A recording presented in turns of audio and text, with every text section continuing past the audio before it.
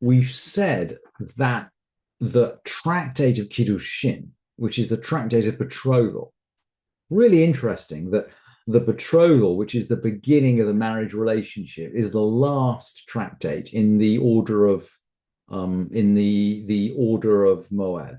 So it comes last. I mean, actually, the tractates are organized by side. It's the shortest.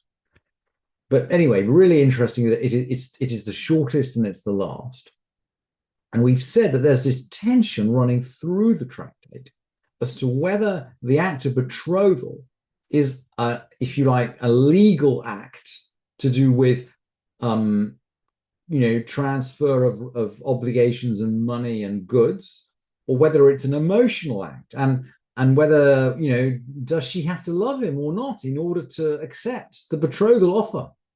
So there's this runs through the Gemara, and of course, one of the reasons we'll see later is that the Talmud objects to the use of agency for betrothal, is that it asks, well, hang on, how does she know? How can she accept an offer from someone she hasn't seen? So we'll see this tension, particularly in the second chapter. But the first chapter the first chapter is legal. And we saw yesterday it begins with the words, Ha'isha nikneit, a woman is acquired in three ways. And we said, Bishlosha derachim, with money, or with a document, or with sexual intercourse. And she can acquire herself in two ways, and so on. We're going through the ways in which the transaction takes place. And the rest, or the let's say 2/3 of the first chapter of the tractate continue doing this. So we've started, Ha'isha nikneit, a woman is acquired, and the next Mishnah then goes on to say, Eved ivri nikneh, a Hebrew slave is acquired, and we'll go on to Eved Kanani nikneh, a Canaanite slave is acquired, and we'll go through right the way down to land and movable objects. So in other words, in this part of the tractate, we're going to go through a hierarchy of different types of objects that can be acquired. And we know that the woman is not bought as a result of the betrothal process. The sum required is minimally just a pruta, which is like a cent.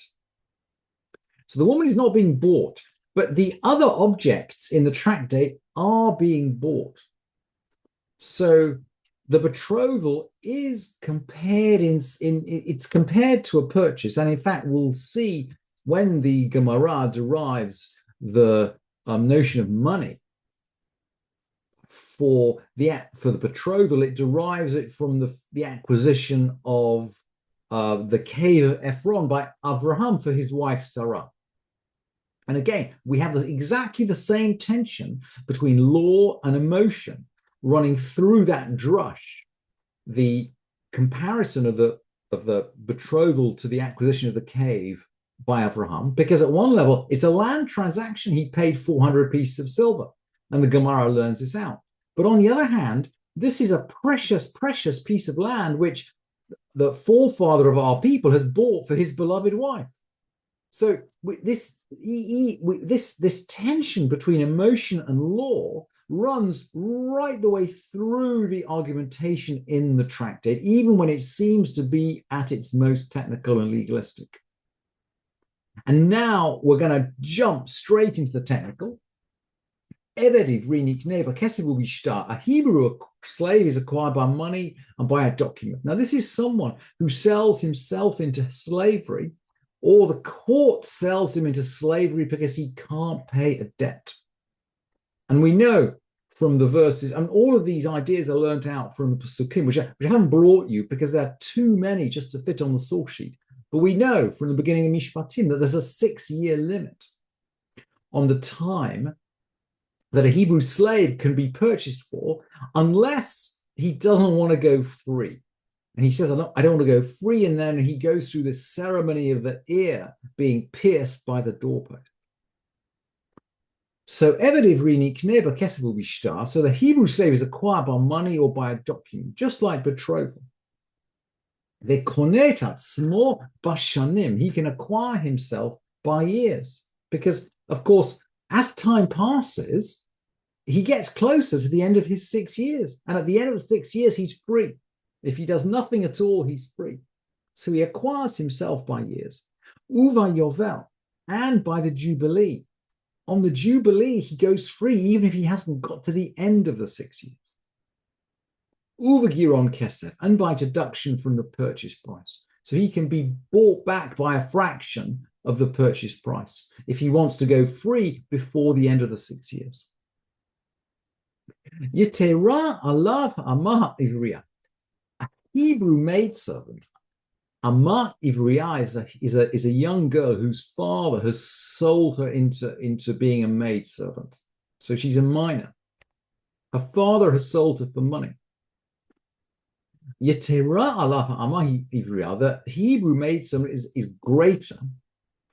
Shehi kunait atzma b'simanim. She acquires herself by signs. So the Mishnah now is talking about adolescence. So when she reaches the age of 12, she's free. She's no longer Amah Ivriya.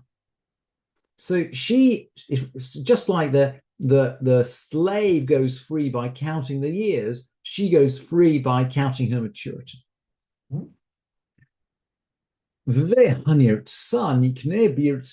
someone whose ear is pierced, whose ear is bored, he's actually acquired by the act of boring. The act of boring essentially changes his status from a temporary Hebrew slave to a permanent one. And he acquires himself at the Jubilee. So the Jubilee can take precedence over the boring, or by his master's death. Until his master's death, he is still, he's volunteered this, but he is still a slave. Now, the Canaanite slave, well, he's going to be a slave for longer than that. So Eved Kanani, a Canaanite slave, and the Torah allows us to take Canaanite slaves. The Rambam says, you should be really good to your slaves. And now we don't take slaves. So we can see a kind of a softening in the view of a halacha, and I think the halachists at the time of the Civil War actually were mixed, but I think there are tshuvot permitting slavery around from the time of the Civil War from the US.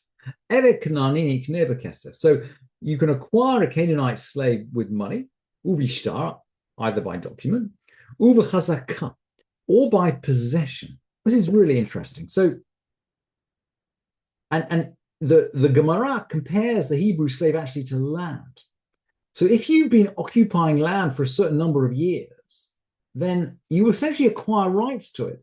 It's a bit like squatters' rights in English law, that if you've just been living regularly on that land, then it's considered that you have title over it.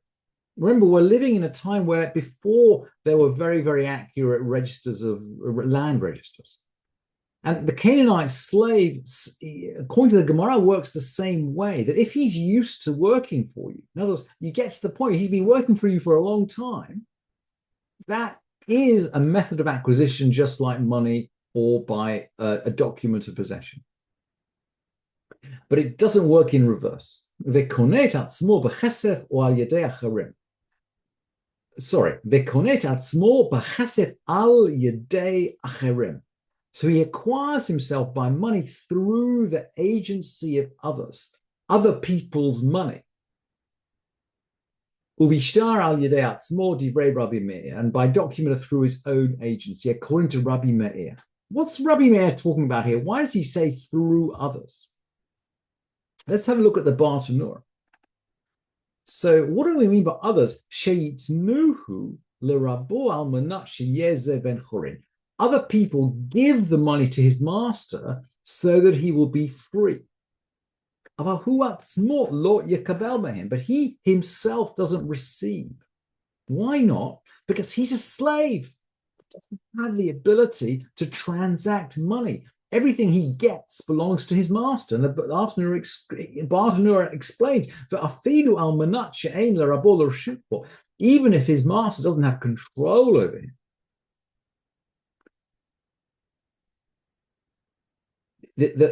the slave receiving the money doesn't work, even if his master doesn't have control over him. The kasava ein kinyan le'eved, b'shum tzad below rabo. A slave can't acquire something without his master. So we're dealing with the issues of kinyan. We're dealing with, okay, how are things acquired? And one of the things we're learning is that an Eved Kanani can't actually acquire anything until he's made free. So if he's going to be made free, then someone else has to free him by paying his master, and then he can be free. And the sages actually disagree. They say, yeah, he can have his own money. He can hand over the money himself. And by document that other people provide. But they back up Rabbi Meir.